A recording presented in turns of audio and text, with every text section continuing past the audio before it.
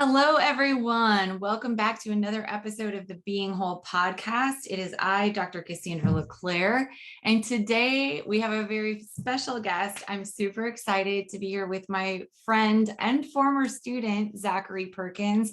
Zachary's going to share some of his story with us. He's got a book coming out that I cannot wait to actually physically read in my hands. I have read snippets of it here and there, but Zachary also has had a lot of life experiences and things that have happened to him throughout his life that I think are very valuable spaces that we can learn from. So I'd love for you to introduce yourself to us, Zachary, and tell us a little bit more about who you are and why you're here.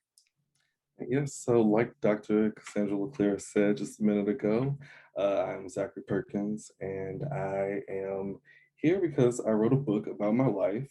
And a lot of people's first thoughts is, "You're not even 25. Like, what are you telling me? You wrote a book. Like, do you have enough to cover a book?" I love when people say that. Like, have you lived enough life to write a book? And I think the answer to that is, like, at any point in our lives, like, everyone has lived enough life to write a book if you really flesh it out and take time to dissect, the experiences and the little things like that. This past August, I graduated from Texas State with my bachelor's in science and public relations, double minors in comm studies and pop culture. Woohoo! And I am now in Austin, where I am living the dream, being an adult. And so you say that living the dream and being an adult, and then you're like, pause, dramatic pause. It's actually the worst thing ever. Well, I think like you said somebody or people have said, like, how could you possibly have a book about your life when you're 25, and the reality of it is I think a lot of people could write books now in the last few years about their life, right? And so I hope that people's perspective on, what a life is and what somebody gets to talk about and those experiences, I hope we've all kind of shifted and have a better understanding of the fact that, like, yeah, people can live through a lot in a very short amount of time, right? Sure. So tell us a little bit about what your book is about and what brought you to the process of writing a book. Okay, so it was the onset of COVID, and it was right after that initial period of time where we were like, "Oh, this is going to be like 2 months, it's going to be 3 months. And then, by Memorial Day or 4th of July, we'll be back to normal." And it just continued and continued and continued.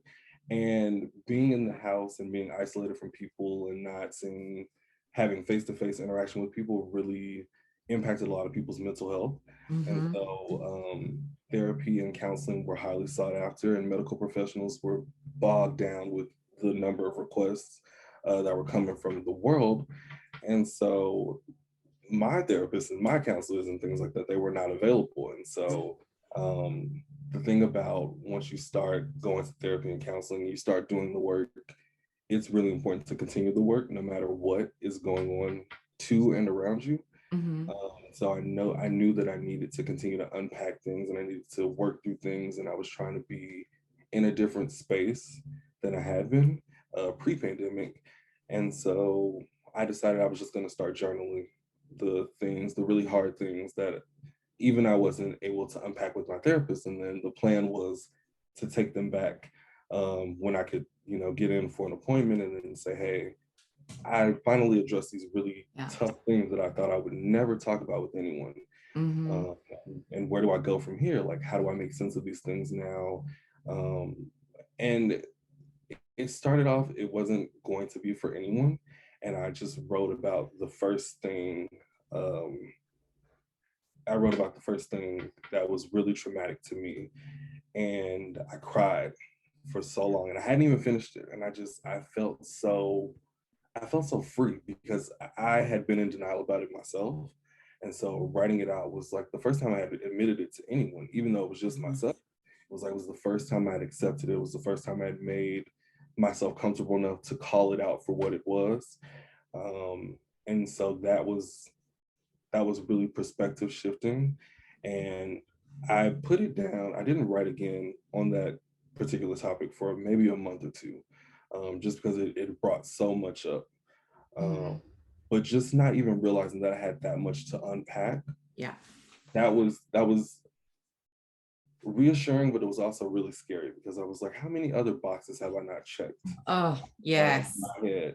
And so I just continued to write, and I noticed that I was unpacking things from eras of my life at a time. And so I was just saving things to folders like, this is, when I was a kid, this is like when I was a teenager, this is college, and this is everything that Mhm. is now. And for years, like I've shared stories on Twitter, when things happen, and Mhm. I'll start a thread, or I'll get on my Instagram story and talk about what's going on in my life. And people are like, your stories are always so funny. You should write a book. And I'm like, should I write a book? And yeah, it just kind of all snowballed from there. And then before I knew it, like I had 70,000 words in front of me, and it was, yeah. And that's so amazing because it came out of such a natural space. And I want to challenge everybody. I'm sure like if people are listening to this, you can listen to it and you're like, I had to go back and write this and it was really important. And people are probably like, well, what did he have to write? What was the experience? And so I want to pause everybody a moment before you think about like, what could this thing have been that he had to get through? That's not really the point. The Yeah. point is the doing, like you're saying. The point is the going through the work. The point is that whatever that thing is, for whoever's listening, for myself, for you, right, it's like, what is coming up? And you didn't know what was going to come up till you started, right? And I think that that's what so many of us sometimes we need to do, is like, we don't know the reasons why we're unhappy or we're frustrated or we're sad, or we don't know things that we maybe need to dig into a little bit, right? And so when they come up, it can be very therapeutic to kind of just let them out, right? And not judge them, not analyze them, just like, I got to get this on the paper or whatever it is. And so I think you continuing to do that process, especially when you couldn't do that in the way that you had been, with your therapist or your counselors, that just really speaks to that importance, like you're saying, of continuing to do the work, of recognizing like, okay, I don't have these resources anymore, but I got to get this out. Or I know that this is healthy for me to get rid of these things or to write it out or whatever it is.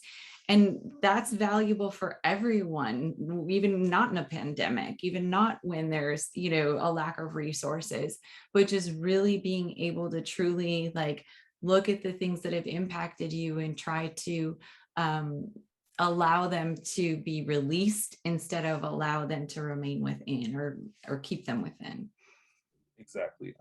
I just knew that. I think I also realized I was about to graduate, and I was moving into just a new era of life, and I just wanted to wrap this one up. And it just felt like I wasn't giving myself the chance to live a good life Mm. because I was still stuck on righting the wrongs of the past, and not my wrongs that other people had done upon me. And I think that it was just really important for me to realize that I'm somebody who closure is really important to me. Like I need that. And it doesn't always get delivered in the medium that you want it to. And so I think that this book was that for me. I got to write down my unfiltered thoughts and opinions.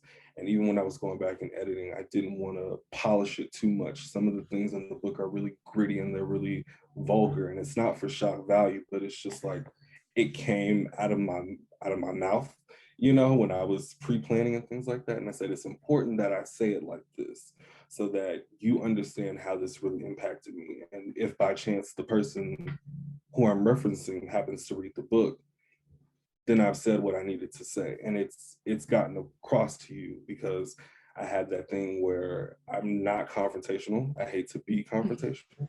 And so sometimes my message gets diluted down a bit because I do that myself, because I can be a little intense. Mhm. And so that was just really important to find closure. And this book was that for me. And it's so important for you to know what you need. Like you just said, I'm a person who needs closure. I'm a person who needs this. And being able to understand that and own that for yourself and understand what that looks like too. And I love that you said, the book, you didn't edit some of it and, this with this heavy hand, or you let some words be the way that they were. And of course, I relate to that because that's what I did in my book. So I'm like, yeah, that's what you should do. That sounds awesome. but really for me, it was the same exact thing that you're saying, is that book was a culmination of my journals, and I didn't want to, it's kind of disorganized. It's kind of disjointed, but that's what my healing process looked like. It was messy. It was, I use the word really like probably 9,000 times in my book, but it was really, really, really whatever, So it's like, I wanted to keep that because it reads the way I was writing in so many aspects, right? And it reads the way what you're feeling it and when you're putting it out there.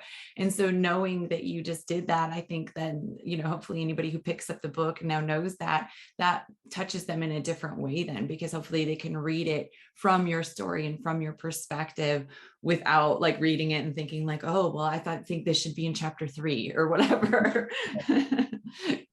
I think that I paid such close and precise detail to everything. I hadn't actually read the book cover to cover until maybe 11 days ago. I had read my book cover to cover because I had spent that much time with each chapter, making sure that it flowed the way I wanted it to. I knew that together it would come together and form to be a complete book and be a complete narrative. But I hadn't read the book cover to cover until I was coming back from Hawaii after spring break, and I was like, oh my God, I made myself cry. Like when I like took it all in at one time, and I was just, yeah. Yeah. I hadn't actually read my book cover to cover. For me, it was when I did the audiobook and I read it out loud then.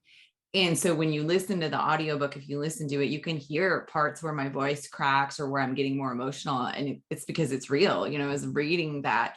And it's interesting because there are still times where I'll pick up my book or I'll see something on my computer that's a quote from it, and it'll hit the way it hit when I wrote it, even though it might be about a different situation or it might be about some different emotion. But, there are certain lines or certain sentences or certain phrases where I'm like, oh yeah. And so it's so interesting how like going through and kind of being on the other side of it, how all of those pieces and all of those things that you write about, because they are you and it is your life story, those things that you wrote about are going to continue to guide you and inform you throughout all of the rest of your experiences too, just in a different way. Yes, very true. And I think that the hardest part for me has been, I know that I want to do this, but also just that part of the perception and like reaction, and I've really had to get out of that bubble, because I think I read the book, or I read parts of the book maybe in November, and there was just a lot of things that I had opted not to include. And I had a conversation with my aunt. She hadn't read any of the book at all. And she was like, well, I hope like you're putting everything in the book. Like, you don't have too many chances to tell your story. And, those kind of opportunities are unparalleled in life. And so I went back and I put all the things that I think I was ashamed of and afraid of. And I was like, this whole thing is me. Like I have to accept it all. I can't accept the pretty parts and the funny parts. And that was something I noticed. I was trying to put humor in a lot of the stories so that they would be more digestible. Yeah. Then I was reading like the added elements of humor that I would add, and I would be like, are you psychotic? Like, what is funny about like, what is funny about this? Like, everything's not funny. Everything's not a joke. And that's hard for me because I'm that person when people are hurting and sad. I'm, gonna come around and make everybody feel good. Well, you're also that person though, who, since you've had so many big things, and I relate to this too, right? Like sometimes, like you've had so much big stuff, or there is so much stuff that you're making jokes because you're making it comfortable for other people too, right? Like, so, cause just even sometimes I feel like I have to like kind of couch things or like, make it less stressful or less intense. And I'm not doing that for myself. I'm doing that, to make other people more comfortable. And I really had to even sit with that for a long time too, kind of like what you're saying. Cause it was like, well, a lot of these conversations, they're never going to get more comfortable if we don't have them more straightforward, if we don't have them head on, or some of these things that I feel like need to be talked about or need to be addressed or that I need to heal from, unless I, like you say, unless I go in and really state them clearly without, self-deprecating humor, or without, kind of hedging things or putting a little tag on the end of a sentence or whatever, until I can really just go in and state those things, am I really owning it? And I had to, like, that's a space I had to come to for myself, because I realized all the ways that I was kind of joking about things sometimes too, because I didn't want to address the fact that they really were as serious or as frustrating or shameful or whatever it was as they were to me. Right. I I actually started a new job like in January. Mm-hmm. And so for some reason I was like telling a few of my coworkers about the book and that it was coming out. I was like, I don't know these people, like they're strangers, it was easier to talk to them about it. But now I've been there for a few months, I'm comfortable with them, and they're all like, we want to buy the book. Like a lot of them have bought it already, like they pre-ordered it and Mm-hmm. stuff. And just it was clicking again. I was like, oh my God, people are gonna know like all those things that like are Mm-hmm. not at the surface. Yes, And I do know. I do know. I wrote my book for like these fictitious people out here, right? And so the first time I went to the grocery store after my book came out and somebody stopped me and they're like, "Oh, I read your book." I was like, "Oh, okay." Like, it's too much, too much. Like this person next to me in the bread aisle, like literally knows way too much about me right now. And it right. was so funny to me that I like hadn't considered the people that I was going to see every day. Yes. So I do understand. And I think someone finally read it cover to cover other than me. I was trying to figure some things out for this opportunity, and I had sent someone the full transcript of the book, Wow. and they got back to me and they were like, and they finished it so fast. Like I sent it on a Monday and they were done by Friday. And I Wow. was like, oh my God. And that was like, the moment I had been waiting for that first person to finish the Mhm. book cover to cover and come back with their opinion. And so I didn't know what to expect. And she was like getting choked up like while we were having our meeting. She was like, it was just really impactful. Like it really touched me. And I was like, okay. I felt so relieved, but I also felt fulfilled in that moment because I think that was the most important thing to me in putting the book out. Not to just be like, hey, let's Yeah. all talk about my trauma for 200 plus pages, Right. but I really wanted someone else to be able to say it is okay to unpack, the things that you've gone through and have happened to and around you. I'm not saying you have to write a book, but it is important to acknowledge those things and to figure out how you forge forward in Mhm. healing and just being new. And I used to always say that I just wanted to be like an improved, better version Yeah. of my past self. But like I feel like really reborn. Like I'm a completely different person, and I've taken in my book at the end, I give like a shout out to all the little versions of me, like 7-year-old me and 15-year-old me and 20-year-old me, and things that I've learned and taken from each version of myself and how I want to apply them to 25-year-old me Yeah. and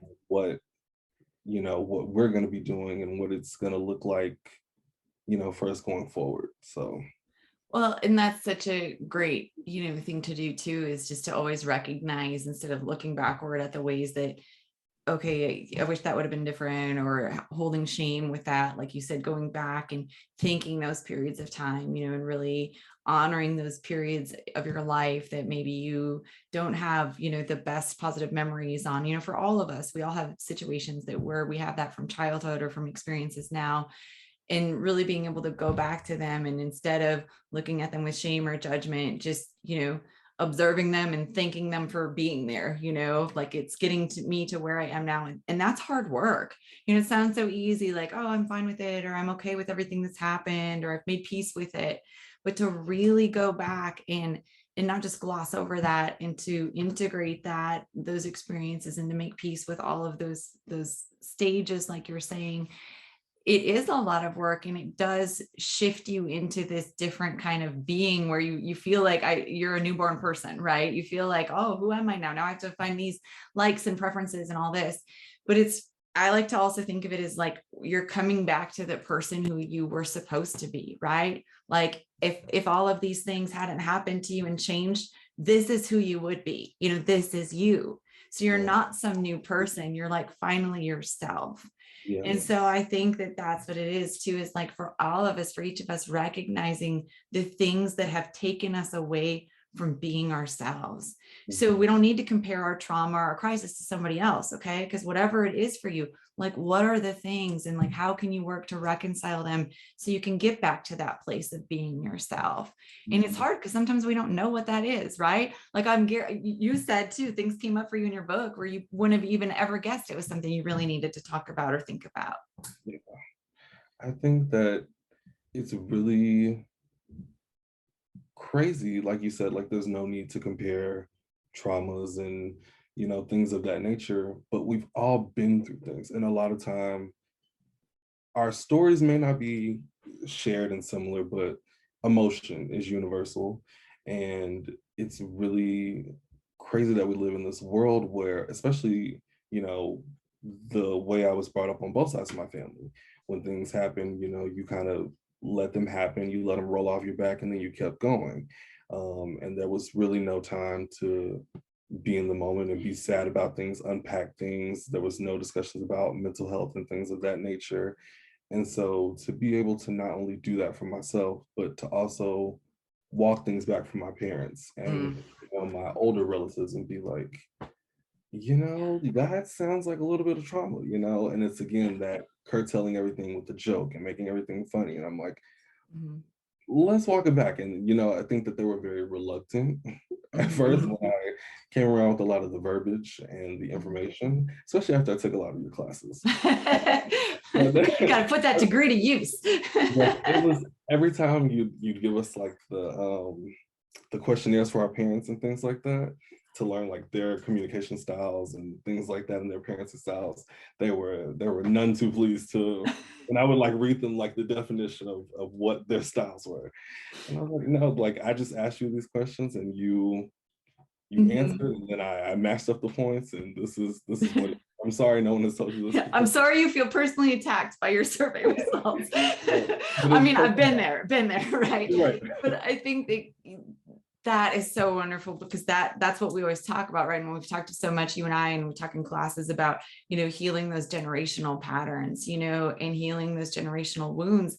And that's what it is, when people, I wish people could understand a lot of times if your parents or somebody are telling you to get through things or push through emotions, most often that's because that's what they've been told. And they were probably told that because they were trying to get through something, right? So it's like the roots of these things way back when were because we're trying to get people to just get through, and we don't have time to process, like you said, or we can't stop to think about what's happening because then we won't get through it. So, they're just like going full steam ahead. But then there was never this space where they stopped to process all of those things, right? Because then it just goes into the next thing. And I think a lot of us still to this day get into that, especially wrapped up in our culture of busyness. We don't think we need to stop. Oh, I'm through that. Now I'm going to move on to the next thing. And so you really taking time, and going back and trying to have some of those conversations or kind of trying to say, like, here's how I think this impacted me, not to, throw them under the bus or throw shame onto them, but to be like, hey, like this is where it's at. And here are some things that we can shift. And that's such a scary thing to do too, to really be real with your family members or significant others, loved ones, whatever it is, to say, hey, you know what?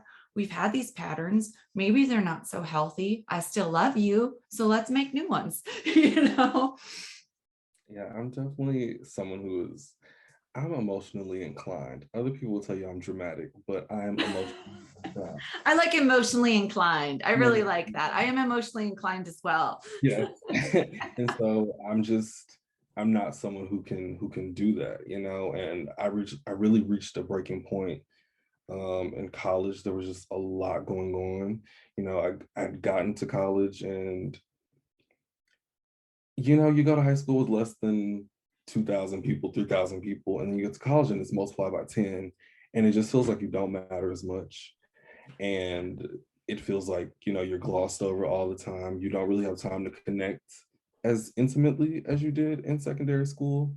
Mhm. And what was new for me was I had started to fail things, and I just am not someone who's ever failed.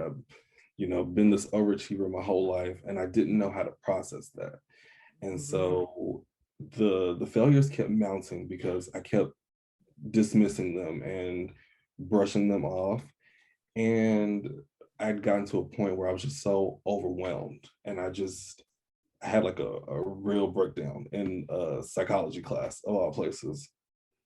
And I just had an anxiety attack, and I realized I was not where I wanted to be. I was not studying the things that I was passionate about and that I could see myself doing for the rest of my life. And it just really, it scared me. It scared me because I just felt like I was out of control of my future and of my life for the first time, in my entire life. And I feel like from there, things just spiraled out of control. And just looking back, I wish I would have been more focused on unpacking in real time instead of just seeking like temporary moments of peace. Yeah. And it's so hard when you're in that space too, right? To know to unpack it, because you're overwhelmed, or you can be tired. And especially, when life doesn't stop, right? When we want to unpack things, I wish it did. I wish we could be like, oh yeah, I got to pause everything else so I can feel this and I can figure it out, and sometimes too, then it's finding that space when you can go back to it. Cause okay, maybe I can't right now, but how soon can I? Because unfortunately too, sometimes the further away we get from things, or at least in my perspective, what's happened to me too is I kept on to those coping mechanisms then, because I wasn't going back and unpacking some things. And then before you know it, those coping mechanisms are just your new patterns or your habits in trying to separate that all out. So I had so much more entanglement from my own patterns, what I really was doing with my trauma, because I had so much separation from going back to healing that from the time it had happened. Hey, thanks so much for tuning in today. I want to take a moment and ask you to take a screenshot of this episode right now and share it in your stories. Tag me at Dr. Cassandra LeClaire so I can connect and personally say thank you for listening. Now let's dive back into this episode with Zachary. I completely agree with that. And at first, the coping mechanisms, they're fun and they really feel like escapism. And then, like you said, when they become pattern and habit, you're like, okay, now I need to escape my escapism. Yeah. And it's like, how did I get here? How did the thing that was supposed to be helping me end up hurting me so much? And I think for me, I had a real role with like alcohol and going out Me and too. and it got to a place where I was just unconscious, like blacking out for 12 hours a day, 3 days a week, and then I'm waking up and just going to do it again. And it was just such a dark place to be in, and it's really weird looking back, because there would be days where I'd want to get up and be productive and just try to be, have a good day.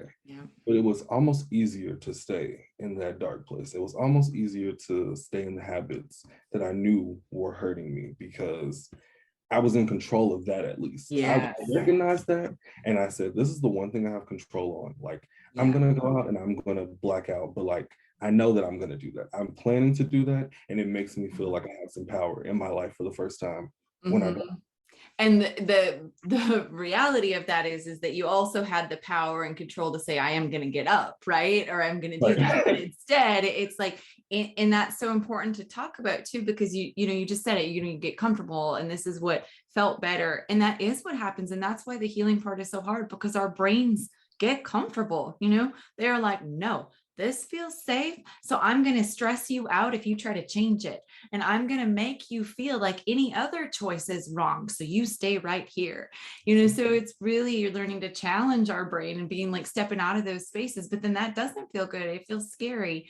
And so understanding even the ways that, we are numbing out, and the ways that is no longer than a coping mechanism, but then it's become something that's harming us, right? Because that is the unfortunate part, is we kind of have to jolt ourselves out of that, because that even I'm in a class right now where we're talking a lot about the inner critic and attachment styles and things like that. And we were just talking about how that inner critic, even, that voice that comes up that tells you, shameful things or bad things about yourself. It's like, if instead you can reframe that as thinking about that voice is trying to protect you. So talk to that voice and really ask it like, okay, but do I need protection from this? Like that voice comes from somewhere, right? From some previous experience, from something that's happened to you. So really being able to be okay with that voice now and understand if you still need it in that situation or whatever it is, right? And that's so easy to say now when I'm like, oh, I feel great. But like when you're in that space, but that's why I love this conversation. And that's why I love talking with you about these things and you're sharing this, because there are so many people who are in those spaces. And there are people who are going to pick up your book and who are going to need to hear it from you, even if they have heard it from 10 other people in a different way. They need your voice. They need it said in the way that you said it. They need to hear it explained to them the way that it worked out for you. And so I really applaud you for having that willingness to do that, because, it's hard work to do it for yourself, but then to be so vulnerable that you're going to just put it all out there for everyone else, regardless of what anyone has to say about it. That's a whole different level too. Yes. Very scary, very, very unearthing. But, I think, like you said, just having different perspectives and viewpoints is really important.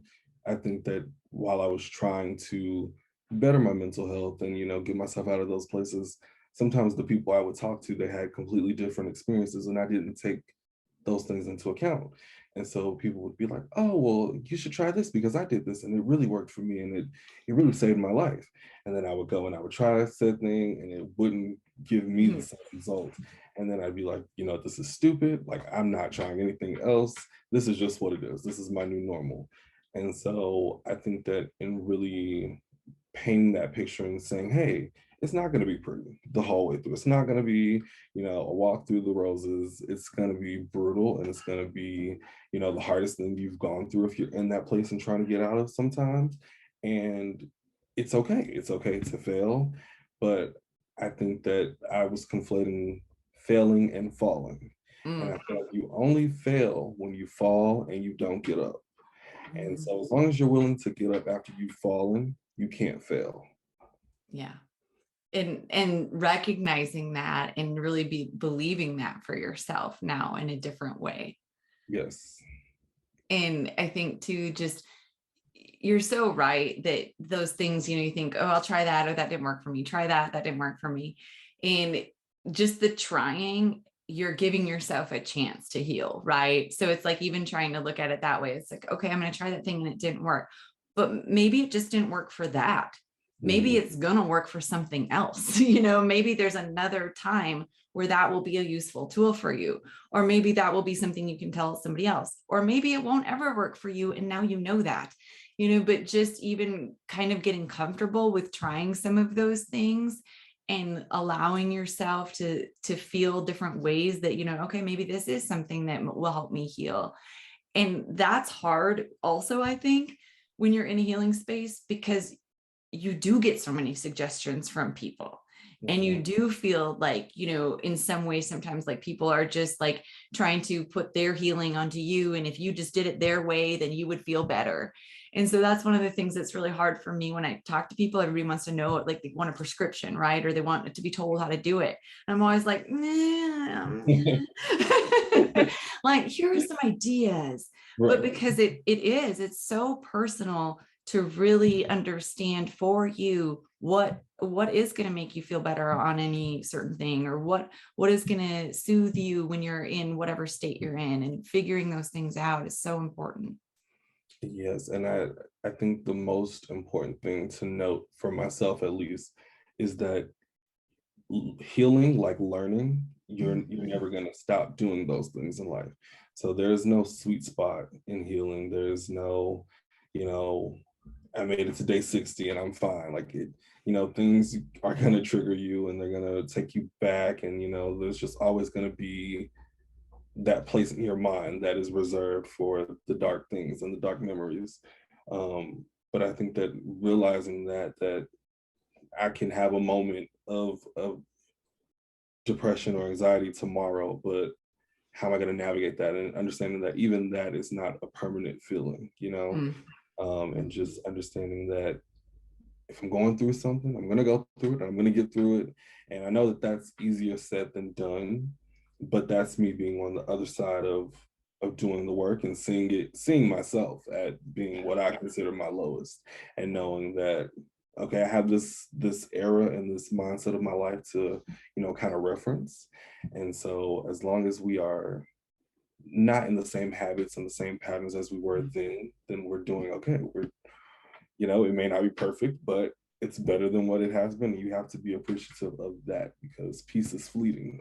Right. And that, just really learning to be appreciative or understanding that it is a process and that it is a journey. I mean, that's a huge step in healing right there, right? Because as you said, especially when you're in that place of pain, you do want it to go away. And so you just want it to be gone. And if you think it's going to be gone, then the day that you wake up and you have a great day, you're like, yep, I did it. It's awesome. And then if something happens, it takes you right back there and you spiral, right? Because you thought that you were healed. So I love the conversation, and I love that we can talk about it in that way, is that, yep, this is a recurring process and it's going to keep looking different for you. And you might not know when that thing is going to come up, what that thing is going to be, right? But just knowing then also, hey, I've gotten through all of these other things. So like really being able to trust yourself to get through the next thing, right?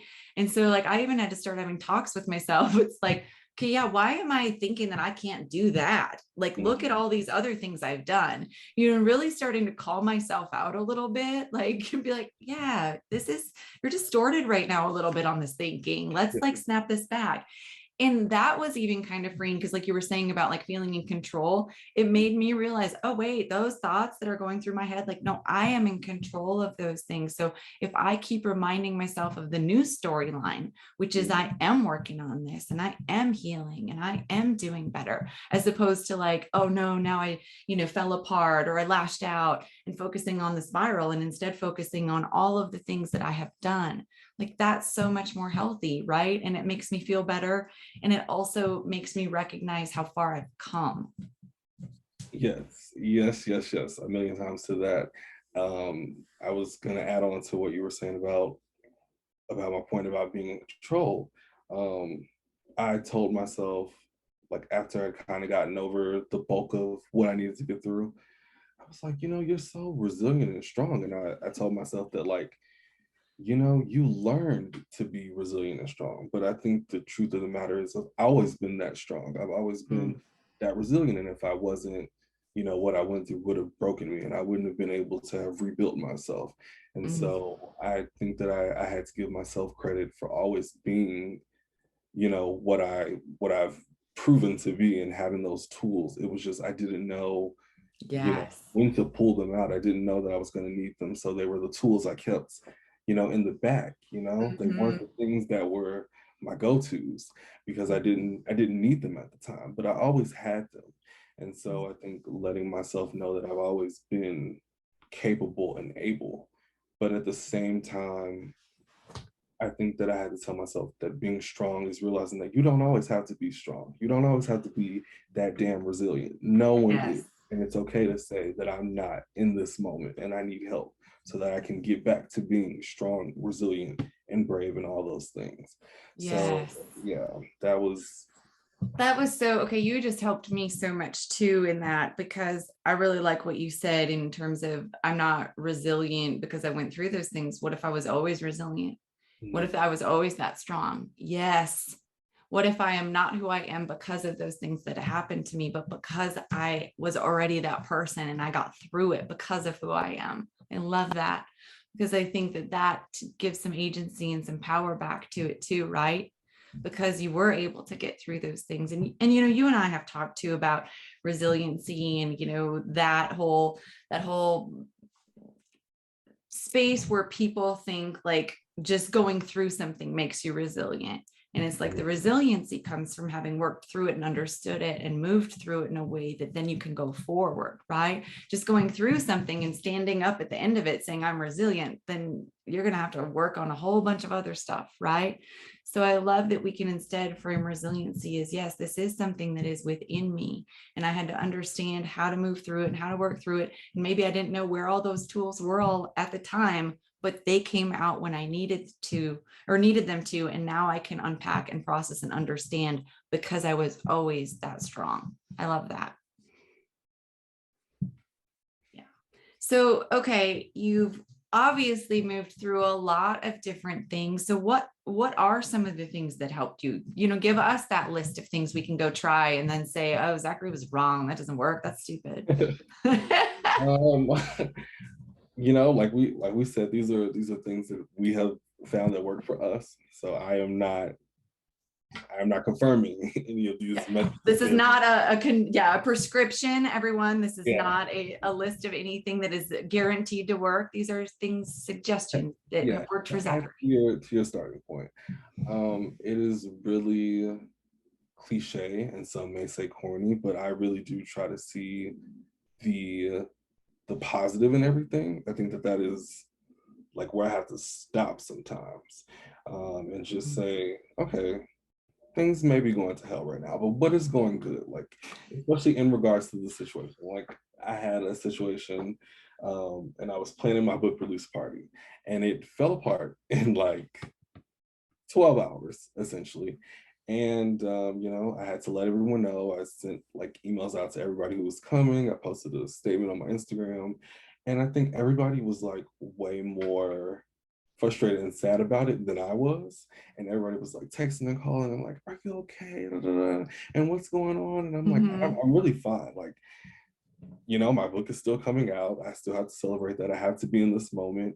And I can't let that bad energy follow me and how I'm feeling about a situation, possibly. Like, I'm doing things like this and I have to come and sell myself in my book and, I have to be in good spirits. So there's just really not space for that. So I really do try to stop and say, what is going good? So I can appreciate that. And then I don't have to focus on the negative. And in turn, that has helped me remove myself in situations that may get me to be a version of myself that I don't want to be. So but then I'm understanding that I can't do that in every situation. Right. I'm a more communicative person now, and I'm willing to have conversations and hear people out and things like that. But I'm going to establish my boundaries. And I think that has been the most important thing. I have a few family members who are older, and their opinions have veered more, in my opinion, toward being homophobic. And, homophobia, my identity, they don't align. So, yeah. so, been a lot of hard conversations, and I don't talk to a few of my family members because of it. And I think everyone has been kind of staunchly in support of reconciliation and things like that. And I'm like, those things can't happen until everyone is on the same page and understands that it is what it is over here. And so setting those boundaries has been really important. Yeah. I'm a people pleaser.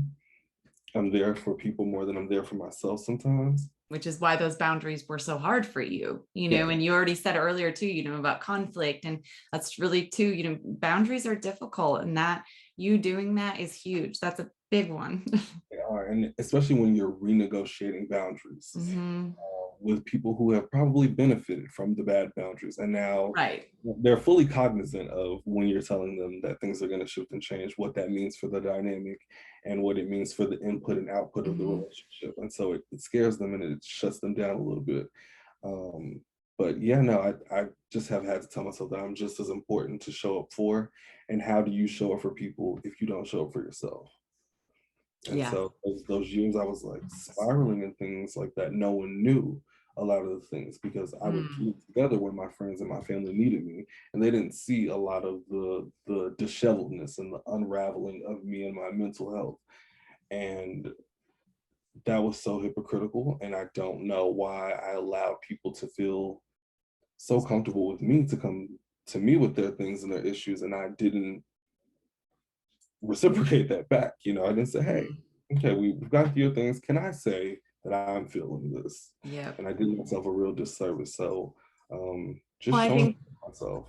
I think that's a pattern that so many people fall into, especially, once you don't kind of tell people what's going on, or you don't, or you are listening. So then that is a space that other people fall into. So then all of a sudden, before you know it, people don't ask about you as much anymore because they're so used to just talking about themselves, and you feel like then you almost can't get out of that space sometimes too, to be like, hey, what about me? What about me? And you've kind of also created this pattern then too, right? So then when you step back to be like, hey, no, that wasn't healthy, I'm gonna like enter in again and show up as myself and really ask for what I need. It's hard. It's that negotiation is hard because people are like, they feel like you're changing the rules, right? And it's like, okay, yeah, I realized what I was doing before, but this is now better for me and healthy for me, and I was being unhealthy for myself. And like really being able to understand that. And as you said, not everybody, that doesn't go well with everybody, right? Because to a lot of people that sounds selfish because they're not seeing the ways that you were giving to them instead of giving to yourself first. And so then when you start giving to yourself first, it can feel selfish to other people. And you're like, no, I just literally have never done this. And so it can even feel selfish to yourself sometimes too, right? So it's like even really being able to accept taking care of yourself without feeling guilty about it, without feeling bad about it, and instead just really feeling empowered by it. Some of you who are listening might think, yeah, I do that every day. But for a lot of people, that's a very foreign concept, to really be able to, have some of that confidence or that self-control, or even that acknowledgement of, hey, this is who I am, or this is where I am, or this is a boundary I've set. So I think that that's such great advice for a variety of reasons across contexts. And once you start, like, I promise you won't be able to stop. Like, now I'm like, what's wrong with being selfish? Like, it's kind of like people who reclaim the word bitch and like, gave it a positive connotation. I'm like, I am selfish. You know what? I am. And I'm going to be that. You can put it on my birth certificate. You can put it on my tombstone. I was selfish. Yes. Because what's wrong with it? Like, I know. I matter. That's how I feel about the word needy. I'm like going to reclaim the word needy. It's like, you know what? Yeah, I am needy. Here are my needs. Like, these are the things. And someone is going to give me the things that I need. And you know what? We live in a world where we're like fostered to settle and like be okay with settling because everyone else was okay with it. And that's fine. If you're okay with settling, I love that for you. But I'm not. And so, I just want my needs to be respected just as your settling is going to be respected by me. Right. Well, and understanding that your needs don't make you needy. Your needs are just different. And so there are other people who are going to be able to then meet your needs too, right? And like also understanding it's like, okay, yeah, maybe I want this other thing over here. I have this new thing that is, going to be more representative of me. And that doesn't make me wrong or bad just because that's different from your need or what you have. And so really even being able to understand that and still be okay with like what you're saying, like, no, this is what I need, instead of making somebody else, makes you feel bad about it or like you should change it. Just really being able to own that, like, no, this is the standard I'm setting for myself. And it's okay if that's not your standard, but this is where I am. This is what it looks like for me. Yes, for sure. I think that I it's just so weird, all the things that I got from writing this book that I didn't think that I was gonna get. I've always been a very opinionated person, but I feel like I have a voice, like I feel like my voice has direction and I have purpose in what I'm saying. And I don't know, like I just feel so, it's been real 180, and it's a beautiful thing to be here. And, like I said, there are a lot of things that are very gritty and going to be very hard to digest. But I hope that people don't get caught in one moment, that they don't get caught in like one thing that shocked them and they're not able to see everything else as a whole. Because I think when you take a look at it, all the way around, it maybe it won't, but I feel like it has to impact you in some capacity, on some level of, like I said, emotion is universal. So I think that I've been able to relate to people's stories, and I love hearing people's stories because I think they're important. And I think that too many of us leave the world without our stories being known. Yes. It's so important to leave that legacy in that regard. Well, I am so excited. It's just been a privilege to get to know you in this different space too. I've known you now for several years and I've seen you through a variety of different situations, and seeing you step into this space. And I know you are going to continue to help so many people by sharing your story and through encouraging other people to really own those pieces of their story too. So please tell us, where can we find you? How can people buy your book? Where can we get in touch with you? Okay, I am on Instagram, Exact Change, EXZACHTCHANGE, or How Much Time Book. And then the book is going to be available it's on Amazon. It's available for pre-order on Barnes & Noble. It's on Apple Books. It'll be available a lot more places on the 12th of April. Yes, it's going to be everywhere. And I know you're going to have continued events and everything like that too. I'll link everything in the show notes if you want to look up Zachary. And please let me know if you've tagged me on Instagram too. Send us a picture of his book, tag us all up. It's going to be so fun. And again, thank you for being here. I'm so appreciative of everything that you had to share with everyone. And I cannot wait to get that signed copy in my hands. And thank you for being so supportive. Like, you've been such a mentor, a friend, such an inspiration. And, it's not very many of my professors that I've connected with in college. And, a lot of them were not available. And, I feel like we definitely got our money's worth. Well, good. I am glad. Those are the loan dollars I will repay. Those, yeah, I only want to pay those. I only want to pay those back. The rest of them, I want my money back. Yeah. Well, it was, we had such transformative spaces in our classes, and I'm so grateful that we got that space, because it really did. It allowed us to now have this lifelong friendship that we're going to get to continue to foster and nourish. And so I'm forever grateful for that as well. So thank you again for being here, Zachary. I'm so honored that you were able to share this space with me, and I can't wait to talk to you again soon. Thank you again. What a beautiful conversation today. I hope that you found different points that spoke to you and your healing journey. My takeaways from this episode with Zachary are: when you open up the door to writing about one experience in your life, you may unexpectedly find yourself opening a box of many experiences that can be both amazing and painful. For many of us, especially those of us that avoid confrontation, writing your unfiltered thoughts and feelings can be incredibly cathartic. Real life isn't meant to be polished and perfect. So through writing, we can embrace our own truth and find peace in what was. In unpacking traumatic experiences, you may find that you have the opportunity to explain the situations from your perspective to others that were in the moment. In doing so, many times it is very eye-opening for others to understand how the event affected you. Everyone's healing journey is so personal and unique. What helps one person may not help the next person. Take any advice you get with gratitude, but also know that the road that you were traveling will have twists and turns, and finding what works for you in each moment is the best. Resiliency is a beautiful thing that is within you. And in divine timing, that tool will be found in your back pocket to help you push through and rise above a situation. Thank you so much for listening today. Scroll below this episode to find links for Zachary's social media and find out where you can get his new book, How Much Time Do You Have?